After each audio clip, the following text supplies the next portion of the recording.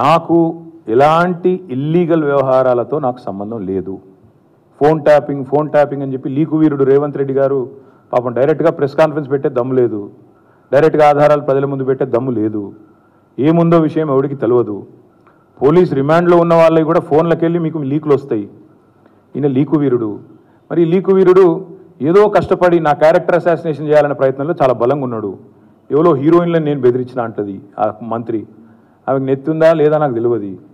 నాకు అంత కర్మ ఏంది, నాకు ఈ దిక్కుమాలిన పనులు చేయాల్సిన పరిస్థితి ఏంది, నాకు ఎలాంటి ఫోన్ ట్యాపింగ్ వ్యవహారంతో నాకు ఎలాంటి సంబంధము లేదు.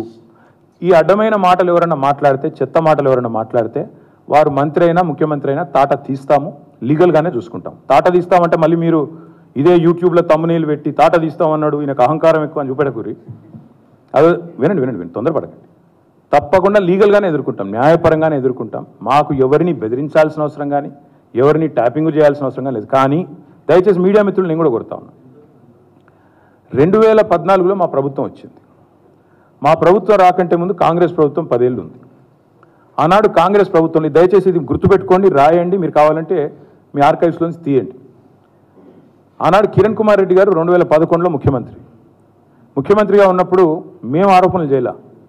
కాంగ్రెస్ ఎంపీలు ఆనాడు ఈరోజు కాంగ్రెస్ ప్రభుత్వంలో మంత్రులుగా ఉన్నవాళ్ళు, ఎమ్మెల్యేలుగా ఉన్నవాళ్ళు, కోమటిరెడ్డి రాజగోపాల్ రెడ్డి, డాక్టర్ గడ్డం వివేక్, అదేవిధంగా పొన్నం ప్రభాకర్ గారు ఈరోజు మంత్రి. వీళ్ళు ముగ్గురు ఆనాడు ఆరోపణ చేసినారు.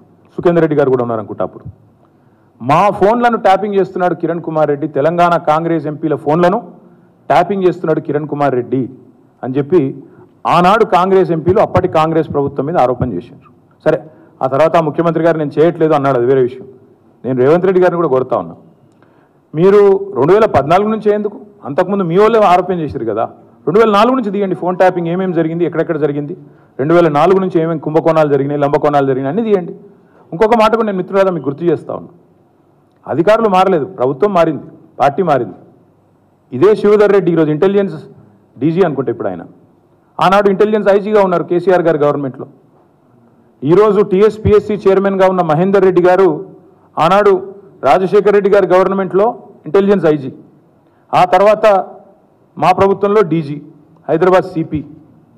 మరి ఈరోజు డీజీపీగా ఉన్న రవి గుప్తా గారు ఆనాడు హోమ్ సెక్రటరీ. వీరందరూ కూడా మరి ఈరోజు మా మీద చేసే ఆరోపణలు కానీ, ఇష్టం వచ్చినట్టు ఇచ్చే లీకులు కానీ, మాట్లాడుతున్న మాటలు కానీ, ఆ రోజు అధికారుల ప్రమేయం నిజంగానే జరిగింది అనుకుంటే ఒక్క నిమిషం, ఈ అధికారులకు ఎవరికి తెలియదా, వారెవరు బాధ్యులు కాదు, ఒక కేసీఆర్ గారు మాత్రమే బాధ్యుడు అనే లైన్లో ఇవాళ ఏదైతే లీకులు ఇస్తున్నారో లీకు వీరుడు, నేను అడుగుతా ఉన్నా. మరి మహేందర్ రెడ్డి గారు, శివధర్ రెడ్డి గారు, రవి గుప్తా గారు, ఇంకా చాలామంది ఉన్నారు, సజ్జనార్ గారు ఆనాడు ఎస్ఐబి చీఫ్, వీళ్ళందరూ ఉన్నారు. మరి అధికారులే మారలేదు కదా. ఫోన్ ట్యాపింగ్ నేను డిమాండ్ చేస్తున్నా ఈ ప్రభుత్వాన్ని, మీకు చిత్తశుద్ధి ఉంటే 2004 మొదలుపెట్టు.